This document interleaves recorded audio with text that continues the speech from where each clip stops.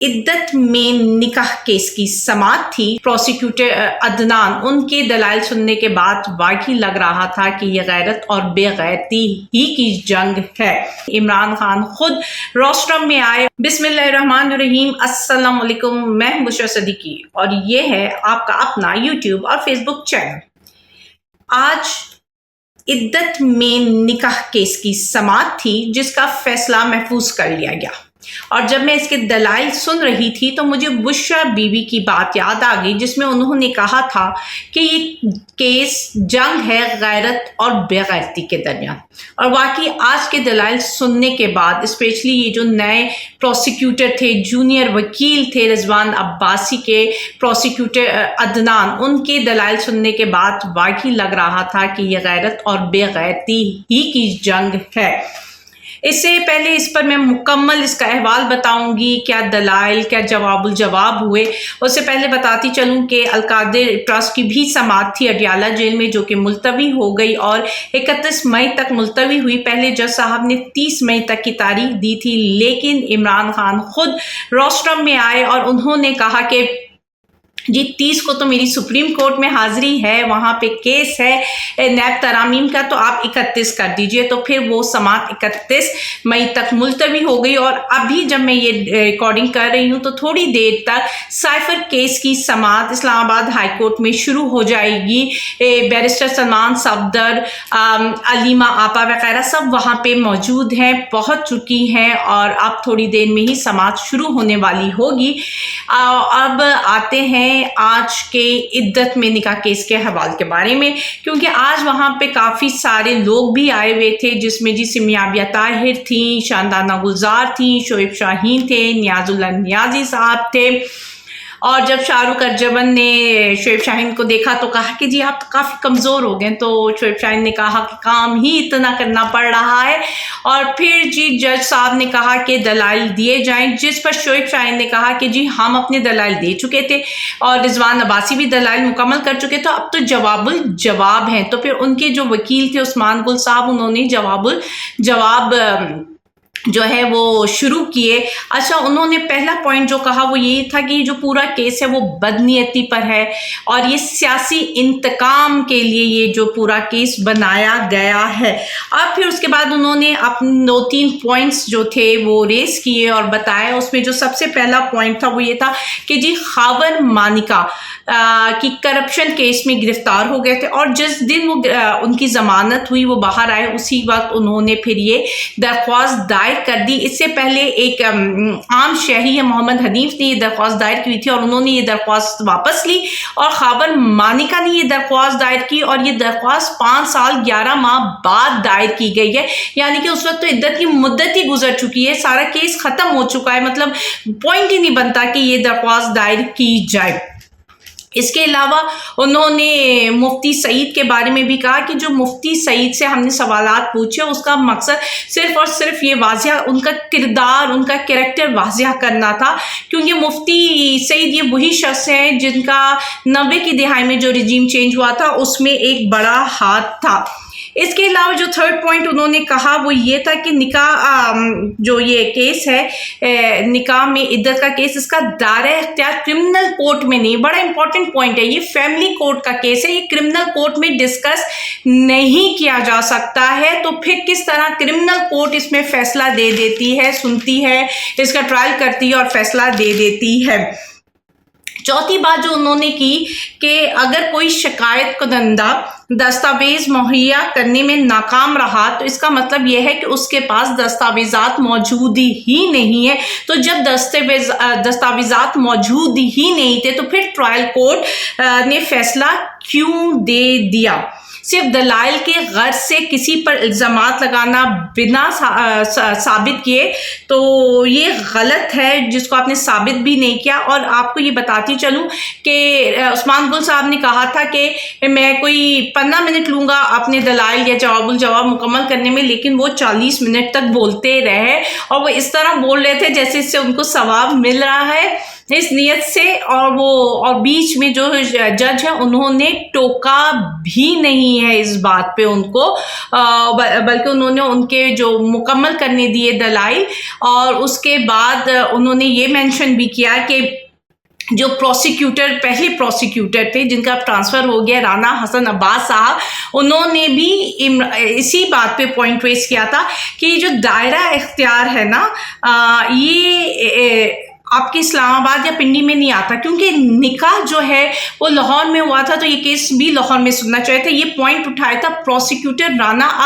हसन अब्बास साहब ने, जिसके बाद उनका ट्रांसफ़र कर दिया गया था। तो जब इमरान खान के वकील ने ये बात बताई कि जी उन्होंने भी, राना साहब ने भी कुछ हकाइक बताए थे, तो उनका ट्रांसफ़र हो गया, तो जज साहब भी मुस्कुराए और उन्होंने कहा आप क्या चाहते हैं मेरा भी हो जाए, तो फिर कह के भी बुलंद हुए। इसके बाद जब उन्होंने अपनी जवाब मुकम्मल कर लिए, तो फिर प्रोसिक्यूटर, क्योंकि रिजवान अब्बासी साहब छुट्टी पर हैं और वो वीडियो लिंक के ज़रिए उन्होंने कहा था कि पेश हो जाए, लेकिन वो पेश नहीं हुए, तो उनके जो जूनियर थे अदनान साहब, प्रोसिक्यूटर अदनान साहब, वो आए और उन्होंने कहा कि जी मैं तो दलाइल दूंगा, क्योंकि मैंने तो दलाइल ही नहीं दिए। वो बज़िद थे, क्योंकि इससे पहले तो वो दूसरे प्रोसिक्यूटर ने दलाइल दिए थे, मेरा तो दलाइल नहीं हुआ। तो उन्होंने कहा चलो इसकी बात मान लेते हैं, और उनको दलाइल देने का मौका दे दिया गया। अब जब उन्होंने दलाइल दिए,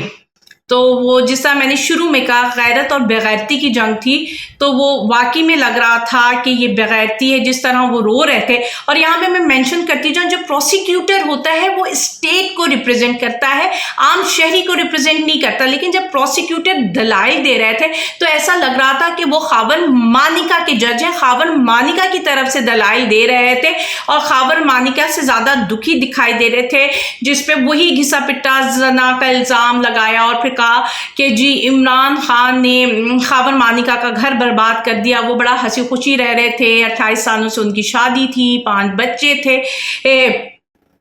और उन्होंने हंसता बसता घर बर्बाद कर दिया उनका।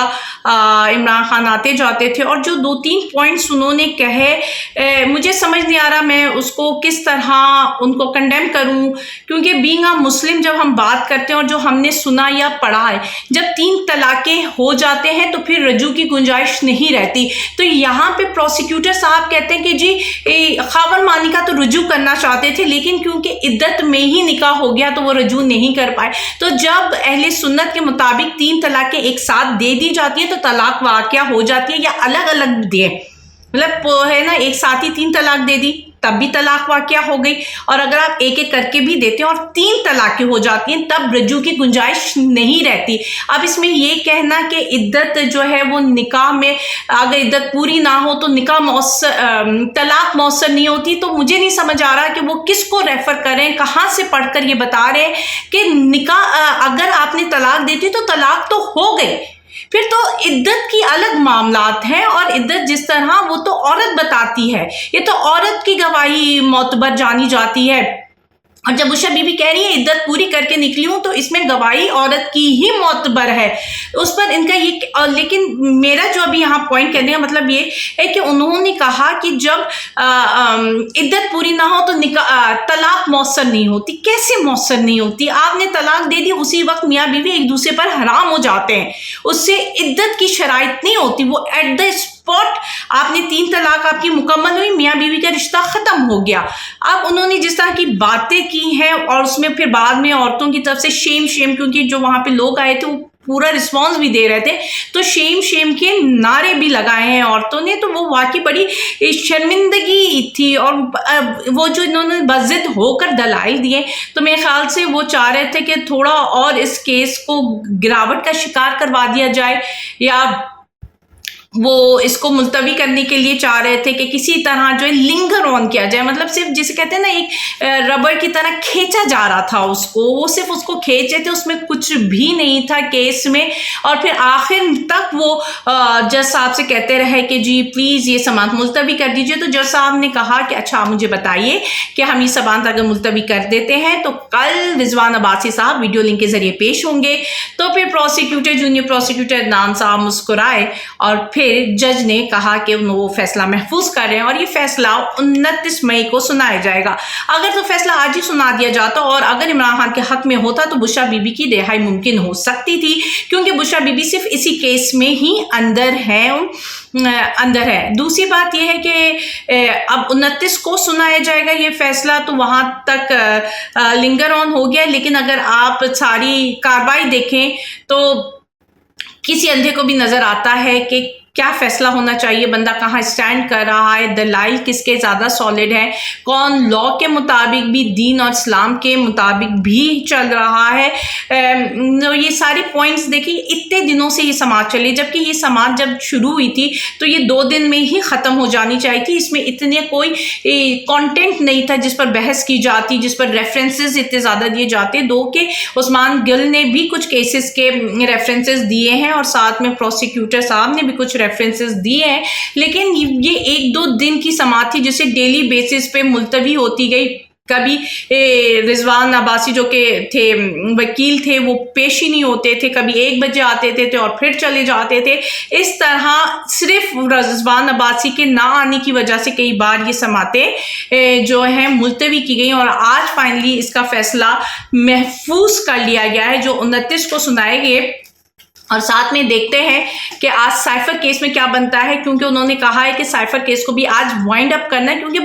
इसमें भी देखें ना ये केस ख़त्म हो सकता था, ये भी 2-3 समातों में ही मुकम्मल होना था, लेकिन फिर भी वो लिंगर ऑन किया जा रहा है। और आज की भी कोशिश यही थी कि किसी तरह लिंगर ऑन कर दिया जाए, लेकिन आमिर फारूक और औरंगजेब साहब ने फरमाया कि नहीं जी, वो कल फैसला सुना देंगे, इसलिए जो भी कुछ है वो आज मुकम्मल कर लिया जाए। तो देखते हैं कि आज क्या पेशरफ्त होती है साइफर केस में। उस वक्त तक के लिए मुझे इजाज़त दीजिए। अल्लाह हाफिज़।